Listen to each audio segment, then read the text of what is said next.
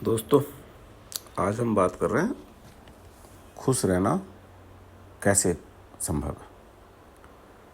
देखिए, ये तो बात तय है कि हम सब खुश रहना चाहते हैं, ऐसा मानते हैं। पर सच में हम खुश रहना चाहते हैं ये ज़रूरी नहीं है, क्योंकि जब अगर हम खुश रहना चाहते हैं तो एक्चुअल में हमें खुशियाँ ढूंढनी चाहिए। बट हम जब ढूंढते हैं तो हम कमियां ढूंढते हैं सामने वाले में भी। और हमें एक्चुअल में जो मज़ा आता है वो किसी की बुराई करने में, किसी की कमी ढूंढने में, किसी से झगड़ा करने में। झगड़ा मतलब डायरेक्ट झगड़ा नहीं, पर हम जीतने का एहसास चाहते हैं, हम जीतना चाहते हैं। तो इसका मतलब क्या है, हम दूसरे को हरा रहे हैं।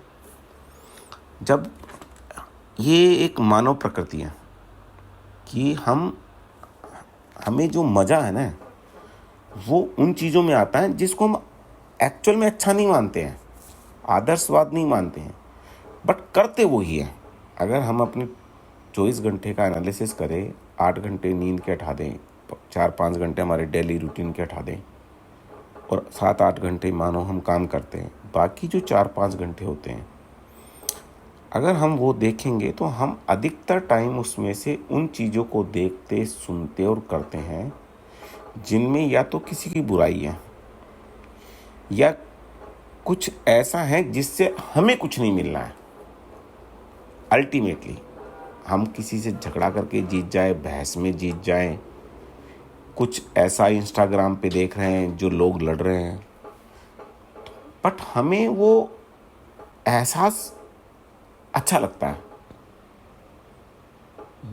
मतलब कहने का ये कि अगर आप किसी से पूछोगे ये आप करोगे कि आप ये इंस्टाग्राम पे ऐसे झगड़े हो रहे हो देखोगे, सुनोगे, वो कहता ना। बट जब वो रील खोलना शुरू करता है तो जाएगा उसी पे। कोई भी ढंग की नॉलेज की बात करेगा, थोड़ी देर सुनते हैं हम, उसके बाद हमें लगता है ये बेकार है, बोर है। मतलब मानते नहीं है पर करते ऐसा ही है। हमें समझना ये है कि हम जो मानते हैं और जो हम करते हैं, मतलब जो सोचते हैं और जो करते हैं और जो चाहते हैं, हम उन तीनों को मिलाएं। आप जो ही उन तीनों को मिलाने का प्रयास करेंगे अपनी ज़िंदगी में, जो 24 घंटे हैं उसमें से जितने ज़्यादा घंटे आप उनको मिलाते जाएंगे, जैसे जब सोने जा रहे हैं तो वाकई सोने जाएं। सोच रहे हैं सोना है तो मोबाइल को साइड में रख दे, टीवी को बंद कर दे। आपको हो सकता है 10 मिनट बाद नींद आए, आप कहोगे जी नींद आती नहीं है।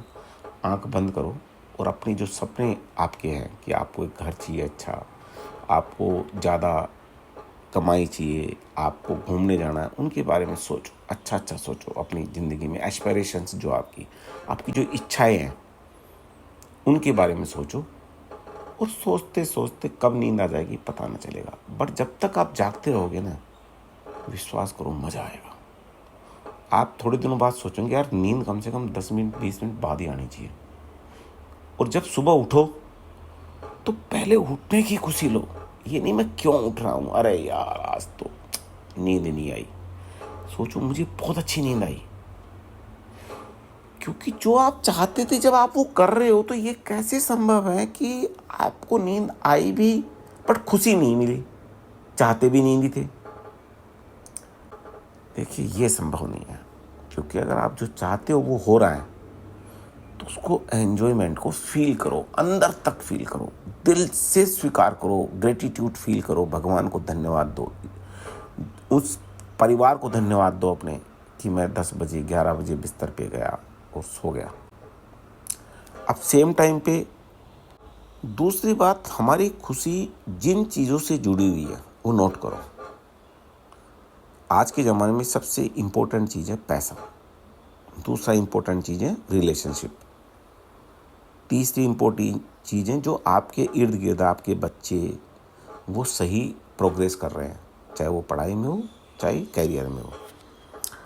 अब इन सब चीज़ों का निष्कर्ष ये है कि आप बच्चों के केस में आप सिर्फ सपोर्ट कर सकते हैं, सलाह दे सकते हैं, बट इससे ज़्यादा आप नहीं कर सकते कुछ। फाइनेंशियली और मेंटली आप बिल्डअप कर सकते हैं, सलाह दे सकते हैं, बट उनको क्या बनना है क्या नहीं बनना है आप उसमें बहुत कुछ नहीं कर सकते। उनको तय करना है, वो ही तय करेंगे। पर जो पहले दो चीज़ है कि आप पैसे में और आप क्या चाहते हो वो आप डिसाइड कर सकते हो। आप कहोगे जी पैसे में मैं कैसे डिसाइड करूँ, ये तो संभव नहीं है, बट बिलीव इट, आपको अगर पैसा कमाना है तो आप फोकस्ड हो जाओ। जो चीज़ आप अच्छा जानते हैं, सबसे अच्छा कर सकते हैं, उसको फोकस करो, उस पर फोकस करो और उसमें ये एनालाइज करने की कोशिश करो कि आज इस साल अगर आपने, बल्कि अकाउंट रखो, इस साल अगर आपने मानो 1 लाख रुपए कमाया, 5 लाख रुपए कमाया, तो अगले साल इसको 5% कैसे बढ़ाया जाए, 5, 10, 15% कैसे बढ़ाया जाए, पहली बात। दूसरी बात, जो आप कमा रहे हो उसमें से कुछ पोर्शन 10 से 30% जो भी आपके लिए फिजिबल हो, आपके लिए संभव हो, वो पैसा बचाओ और उसको ऐसी जगह लगाओ, इन्वेस्ट करो। बचाना नहीं है, बैंक अकाउंट में नहीं रखना, एफडी नहीं करानी है, आपको ऐसी जगह इन्वेस्ट करना है जिसमें रिटर्न आए।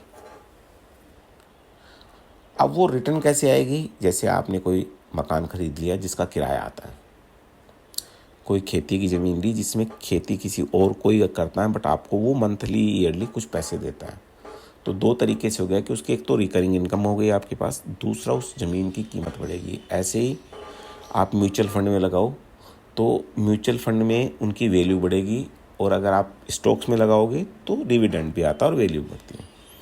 बट अगेन आप इन चारों में से देखिए, 4 जगह आप इन्वेस्ट कर सकते हैं। गोल्ड है, डिविडेंड, स्टॉक मार्केट है, प्रॉपर्टी है और डेप्ट मार्केट, मतलब किसी के यहाँ पे एफडी कराना, पीपीएफ, ये बॉन्ड, ये सब डेप्ट मार्केट होता है। इसमें सबसे कम रिटर्न डेप्ट मार्केट में होती है, मतलब पीपीएफ एफडी में होती है, बट सबसे सिक्योर होता है।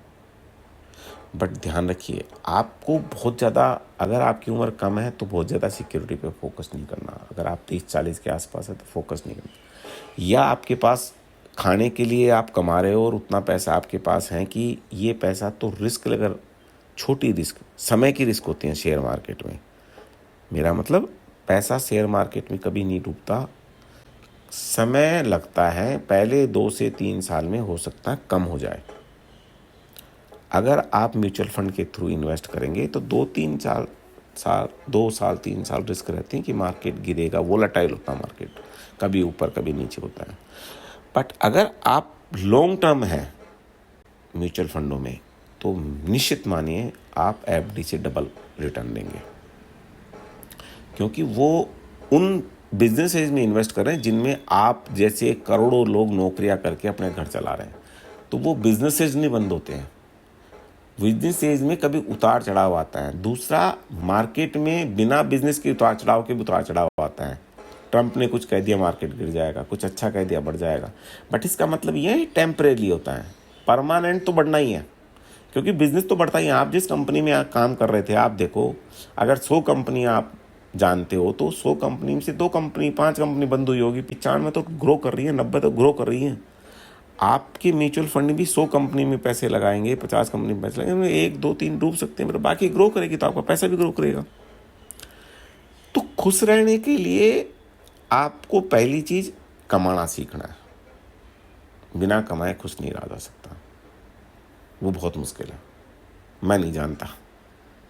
दूसरा तरीका है, जो कमा रहे हो उसको आज खर्च करो, जो आप चाहते हो उस पर आज की ज़िंदगी मौज करो।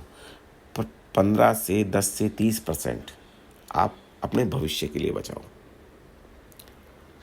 ताकि आप भविष्य में भी ये जो आज खुश हैं वो भविष्य में भी रिटेन रहे, वो खुशी खत्म नहीं हो, वो पैसे बचाओ। तीसरा, अपनी हेल्थ पे फोकस करो। एक दुखी होने का कारण आपकी हेल्थ हो सकती है। एक्सरसाइज करना है, वॉकिंग करनी है, प्राणायाम करना है, योगा करना है, but do something 1 hour, 20 minute, 30 minute, जो भी आपके लिए आज संभव है। अगर आपने ये 3 चीज़ों का ध्यान रखा, साथ में आप जो सोचते हैं, जो करते हैं, अगर उनको सिंक्रोनाइज कर लिया, मतलब जो सोच रहे हो वही करो। किसी की बुराई करने में मज़ा आता है ना, तो टाइम बढ़ा लो, आधा घंटा करनी है भाई गप्पे मारने। मुझे है, मैं आधा घंटा 1 घंटा अभी भी गप्पे मारता हूँ। सप्ताह में अलॉट कर रखा है कि भाई 7 घंटे मुझे गप मारने में डालने, जिसमें कुछ नहीं मिलना पर खुशी मिलती है। पर बुराई ऐसी करो जिसमें किसी इंडिविजुअल का नाम ना हो, कॉमन में करो, ताकि कोई किसी से आपका झगड़ा ना हो। कहने का मतलब ये है कि जो आप चाहते हो वो करो, बट पहले ये तय कर लो कि इससे कुछ नहीं मिलना है, तो उसका टाइम बांधो कि इससे ज़्यादा नहीं करना। जिससे कुछ मिलता है उस पर टाइम फोकस करो, दिमाग लगाओ, एजुकेट हो अपने आप को और इम्प्रूव करो, और फिर उससे कमाओ। जय हिंद।